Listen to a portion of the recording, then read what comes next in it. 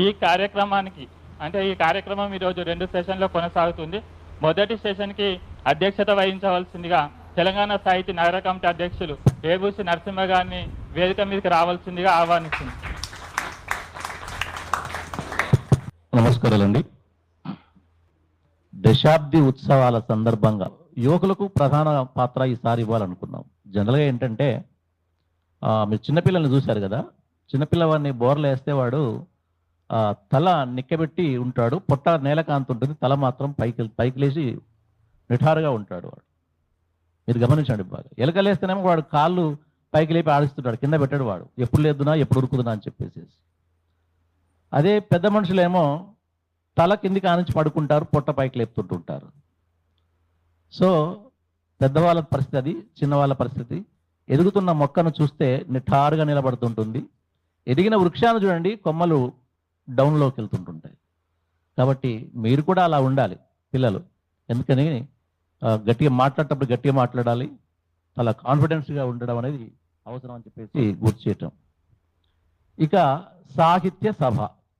ఈ సభ ఏం సభ? సాహిత్య సభ.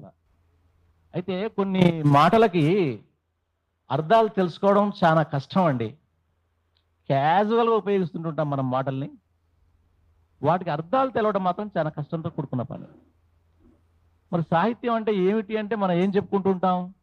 సమాజానికి హితవు నేర్పేది, హితాన్ని కలిగించేది సాహిత్యం అని చెప్పుకుంటుంటాం. మళ్ళీ ఇలా 2 పదాలు కన్ఫ్యూజన్ అయ్యాయి. సమాజం అంటే ఏం సార్? మరి దాన్ని పడగానే కనిపించదు, అది చూడడానికి ఒక ప్రేమలో పెట్టి చూద్దామంటే అది కనిపించదు, దాన్ని మనం అబ్జర్వ్ చేయాల్సిందే. హితము అంటే ఏంది? అది కూడా కనిపించదు, అది కూడా మన అబ్జర్వేషన్లో మాత్రమే దొరుకుతుంటుంది. కాబట్టి సమాజం అంటే ఏంది, మళ్ళీ హితము అంటే ఏంది? ఒక బేసిక్ మీకు ఇది విద్యార్థులు వచ్చారు కాబట్టి చెప్తున్నాను నేను. సమాజం అంటే మనం ఏం చెప్తుంటుంటాం జనరల్గా? మనుషులందరి సమూహం. అందులో ప్రధాన భాగం ఏంటిది అంటే మళ్ళీ మనిషి. మనిషి అన్నప్పుడు కూడా మళ్ళీ ఇందులో కూడా కన్ఫ్యూజన్. అసలు మనిషి అంటే ఎవరు? మనుషులను క్యాజువల్గా ఉపయోగిస్తుంటున్నాం మనకు తెలియకుండానే. కానీ మనకు తెలియకుండానే ఒక్కోసారి నిజాలు మాట్లాడుతుంటుంటాం. ఏ సందర్భంలో ఎవడైనా పొరపాటు చేసిన అనుకోండి, వీడు మనిషి అని అంటుంటాం మనం. అంటే డౌట్ వచ్చింది అంటే మనిషి కాకుండా కూడా మనిషిలో ఇంకెవడో ఉంటాడని చెప్పేసి అర్థం అన్నమాట. లేదా నువ్వు పశువు అని చెప్పేసి అంటుంటుంటాం, వీడు రాక్షసుడు అంటుంటుంటాం. ఎస్, నిజంగా మనిషి కాడు. వాని పూర్వజన్మ పశువు, వాని పూర్వజన్మ జంతువు, వాని పూర్వజన్మ రాక్షసుడు. అంటే మిడిల్ దశలో ఇవన్నీ కూడా.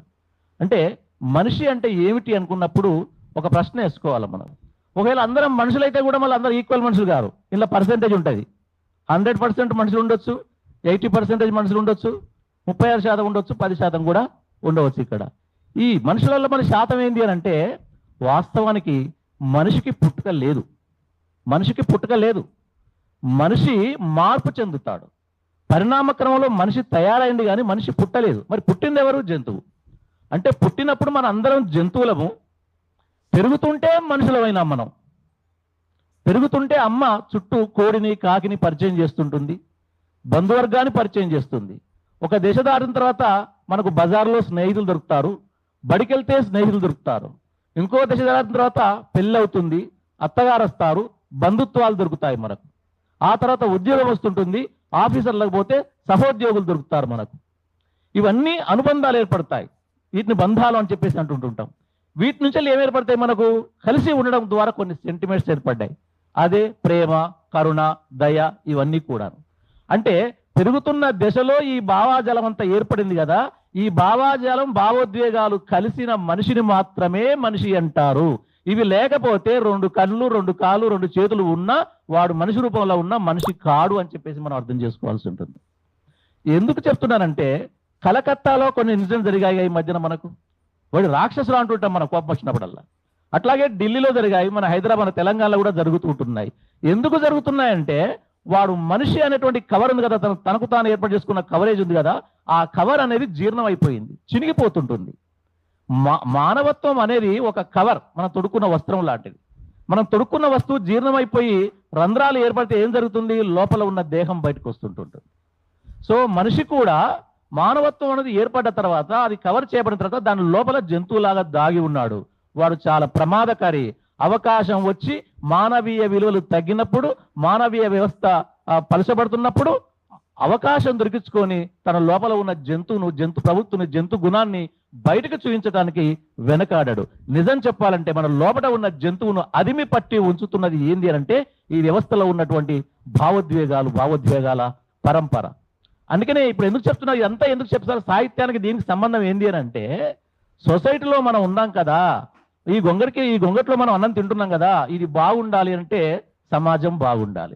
ఈ సమాజంలో కొన్ని విలువలు ఉంటాయి. సమాజాన్ని ఒక ఎగ్జాంపుల్ చెప్పి నేను క్లోజ్ చేస్తాను. సమాజం దేనిగా భావిస్తామంటే, ఒక అందమైన బొమ్మ ఉందనుకోండి, వినాయకుని బొమ్మలు చేస్తారు చూసారా మీరు, ప్లాస్టర్ ఆఫ్ పారిస్ పెట్టి బొమ్మలు చేస్తుంటుంటారు. వాళ్ళు ఒక అచ్చు ఉంటుంది, ఒక బొమ్మలాగా డిజైన్ చేసి అచ్చు ఉంటుంది అనమాట. ఈ అచ్చులో పదార్థాన్ని పోస్తే వినాయకుని అచ్చులో పోస్తే వినాయకుడు అవుతాడు, విష్ణుమూర్తి అచ్చులో పోస్తే విష్ణుమూర్తి అవుతాడు. చిన్న ఎగ్జాంపుల్ చెప్తాను.